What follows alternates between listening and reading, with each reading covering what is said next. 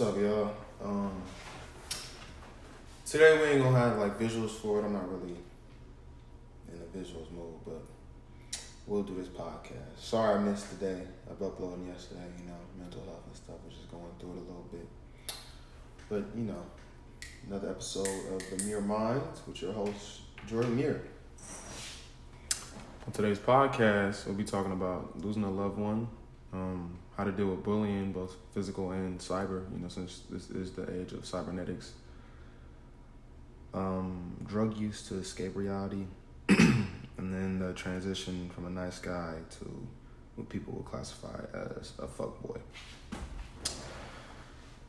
So this first one's a little heavy. Losing a loved one. Losing a loved one is tough. Because no matter how you felt about that person while they were living, there's a lot of things that you deal with when they're gone. When my grandpa was alive, me and him, we didn't see eye to eye on many things. And for many years, I didn't really understand what he was trying to tell me or whatever message he was trying to convey. So we just kind of met each other with, I'm going to say I met him with, anger and disrespect, because I was just young and ignorant, and I didn't know what he was trying to tell me. And I had so much anger for him that when he actually passed from a terminal illness, I didn't even cry at his funeral. It's like the shock hadn't set in yet. My anger wouldn't let it set in yet. And it wasn't really until, I want to say, about 2 years later, I was walking around in my room, and I just seen a picture of him. And I just broke down, crying. See, the real special thing about my grandpa is we shared no blood. From a DNA standpoint, he wasn't my grandpa, but he played a father for my mother for many years, and a protective role for me for many years. So he's the only grandpa I've ever truly known. He grew up in the era where being black in itself was, a cause for punishment. And he had to endure so much open racism and abuse. And yet still he was just such a strong man.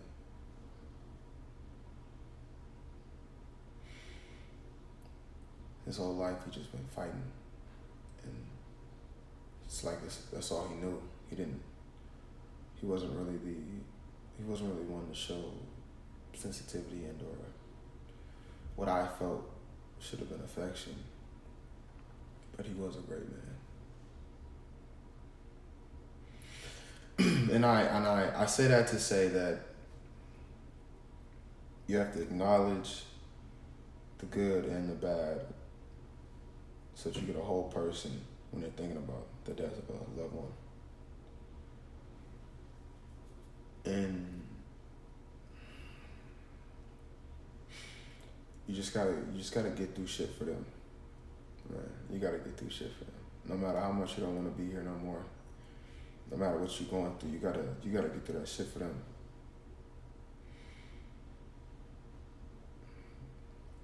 Because more likely than not, they put you in a situation to be great. And it would be a disservice to them not to be the best version of yourself possible.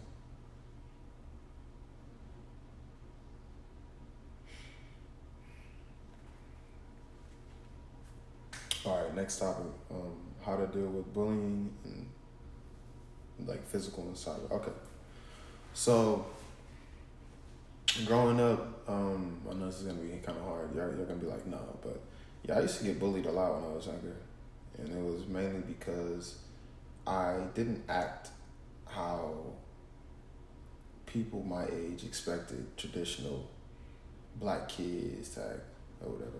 You know, I went to a private school, grew up around a lot of white peers, and so when I'd be put in situations where it would be predominantly black people, it was kind of hard adjusting at first. I didn't really know how to act, and I'd get bullied for that. They'd be like, "You nerd, yeah." Just it's a lot of shit you get bullied for not. If you stray in society, if you stray outside of societal norms, those that don't understand or fear you will try to bring you down, break you down, in order to make themselves feel more comfortable with the life that they've chosen. You know, and most of these people, you have to understand, most of these people that are bullying you, are really unhappy with their own lives. Most of these people don't have the courage to express themselves how you're expressing yourself. And the fact that you do have the courage is upsetting to them. And they're jealous. They wish they could have your courage. Now, from a physical bully, look. Y'all know that I feel that there are few situations in life where violence won't solve the problem. This right here is one of them situations where violence will most definitely solve the problem. Now, of course, I'm not saying to put your hands on nobody. I'm not. I feel like communication and verbal confrontation could be, used at first. But see, the mindset of a bully is the same mindset of a predatory animal. They want to attack and pick on things that they deem weaker than themselves. And that could be because they're getting bullied at home or whatever the situation is, but they want to bully someone or pick on someone that they feel won't fight back and will make an easy target. And let me tell you this right here, right now. If you don't hear this from no one else, you're going to hear it from me right now. If someone is physically bullying you, if you punch that motherfucker in their fucking mouth one time, they're not going to want to fuck with you no more. Because you've eliminated the factor of being an easy target. And they will move on from you and try to find an easier target who will not fight back. It's as simple as that. Cyberbullying, however, is a different thing. Now, me, I truly believe that if you're getting bullied on an app, you can close the app and get the fuck off the internet. Let a couple days go by, let a couple weeks go. Because see, this is the great thing about this fucked up internet we have and we use. There's always gonna be a new topic. So if you're the topic of the week, the month,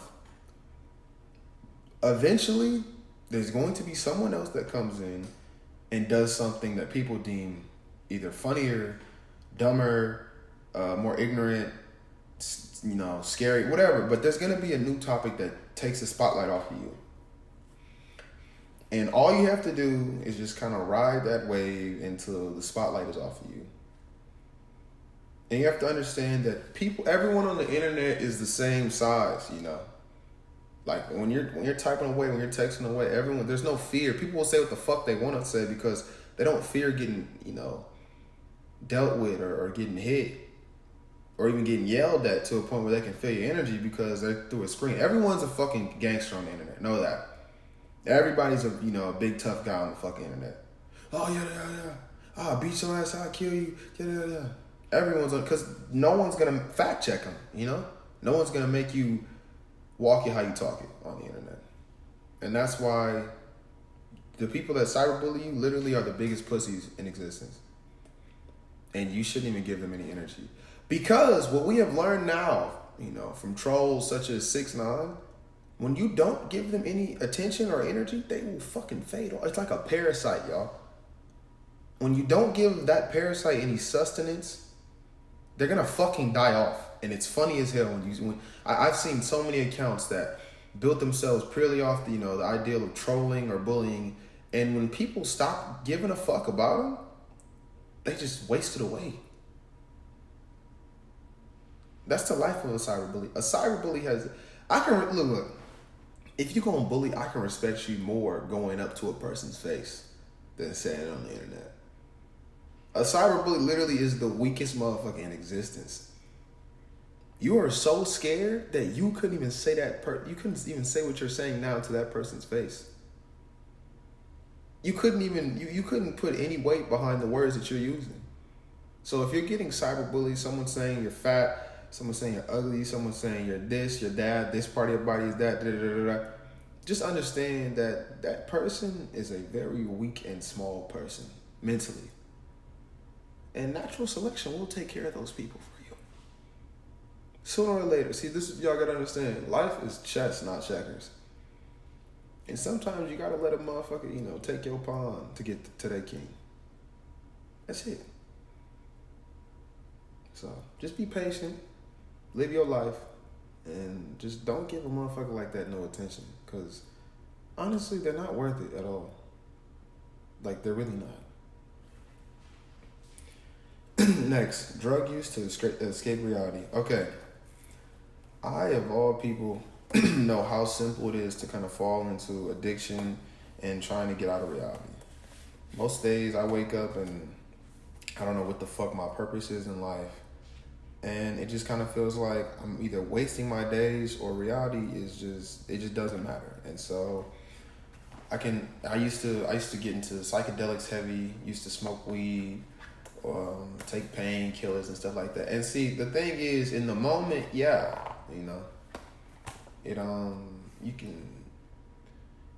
can delay reality, but you can't truly escape it until you deal with it. You have to find the underlying cause of your unhappiness, discomfort, depression, anxiety, and look that shit in the eye and confront it. Because those same things work in the same way as a bully would. If you show that you're weak or you're susceptible to this, to that, they will continue. Your mind will just beat the shit out of you over and over. And you have to keep your mind in check. That's the thing. The mind is such a chaotic, creative tool that it's a double-edged sword. Because on the one hand, you can think of and create almost anything. But on the other hand, if you don't put that muscle, because the brain is a muscle, if you don't put that muscle to work, it's going to find things to occupy itself. And most of those things probably won't be in your benefit. So instead of using drugs, go for a fucking walk. Even if it's a short one, just go outside, just look at shit. Work out, ride a bike, read a book, draw, shit, play a fucking video game. But do something that actively occupies your mind that is not as hindering to you as certain substances. Now, I know some people take medication for whatever they're going through. I'm not gonna knock that. Shit, I might be on medication soon. But what I'm saying is those things only push reality back, They don't keep it away though. So in the end, you're gonna have to be the one doing most of the heavy lifting to get through any shit that you're going through. Okay, now this one, the transition from a nice guy to a fuckboy. Okay, let me say this right now. For most of the men out there, bro, being a nice guy does not mean that you say the nice things to a girl just because you want to fuck her. Being a nice guy doesn't mean you put on the image of respecting women when you really don't respect women. You can be an asshole in society but be a genuinely nice guy. A nice guy is a person that does things out of kindness for the pure fact that he wants to do them. He gains nothing from doing what he does. It's literally, he just feels like it's the right thing to do. It's a kind act. He does it. That is a nice guy. That is a dude most ladies can respect and look for and be like, you know what, he might suit me. Because you're not a fucking pushover. You're not a brown noser. You don't try to fit trends to impress women. You live the life that makes you happy while simultaneously being a good person. That is a nice guy. What a fuckboy is a nigga that has to manipulate women, lie to women, that he, be with multiple women and not tell them about you. Because it's my thing. If you're going to be with multiple women and you give them, the opportunity to leave you, like you tell them, hey, I like you, I also like her. I'm seeing both of you guys right now. If you tell both of them that and they both choose to stay with you, I can respect you, because people nowadays, everyone deserves an opportunity to choose. That's just that. Be real. Give these women an opportunity to choose whether or not they want to deal with the situation you're putting them in. That's it. That's all. But most fuckboys, and see, this is the thing, like, most nice guys would be like, oh, I'm going to turn to a fuckboy. Bro, no. You was never a nice guy, bro. You just didn't get any advances you made towards women were shot down, and now your feelings are hurt, so you feel like the only way you can get girls now is by being disrespectful. Which sometimes works. I'm not going to lie to you. But that's from a deeper standpoint. Like, some girls just have a lot of daddy issues that they feel like dealing with a disrespectful, dude resonates with them well because they're used to their father disrespecting them. But that's not the topic. The topic is fuckboys. Now, me, myself, right, I feel like I'm just a dude that's chilling. Do I have toxic tendencies? Yes. I'm not going to live with denial. But I do not lie to the women that I interact with and make them feel as if they're the only girls in my life. That's just not what I do. I've never had to do that, And that's why, I just feel like a lot of niggas don't have game nowadays, because if you gotta lie to a girl about you having other girls, you don't have game. You're pussy. And the thing with lying is, like, when you lie, bro, you have to keep up that same lie forever. Like, you can't change variables. And that's how people end up getting fucked up and, shot and killed, because, you had someone believing that they were your one and only, and you got 10 one and onlys, and, when 9 of them find out about each other, it's an issue. So I would definitely say that if you are a genuinely nice guy, bro, a good man, keep being a good man, bro. Don't change yourself because you feel like that's how you gotta get girls. Because I'm gonna tell you now, any girl that makes you change yourself from being a good man into what you would call a fuckboy is not a girl that you want in your life. At all. She's not the one for you. Now, I know it may be hard now to understand because you're like, but she's so pretty, she didn't listen. If she can't accept you the way you are, and if that way, now when I say that, I don't mean, you being an abuser. And I'm talking about if she can't accept that you are a genuinely good man that respects her, leave her. Don't fuck with her. She's not worth your time and energy. That's just a simple fact. And ladies, it's the same way for y'all.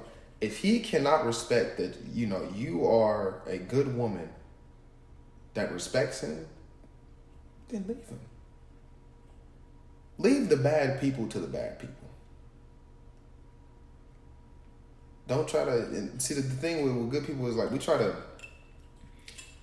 we always want to be helpers and healers. We always try to heal the bad people. But the thing is, if you hang around too many bad people, bro, that energy will eventually turn you into a bad person.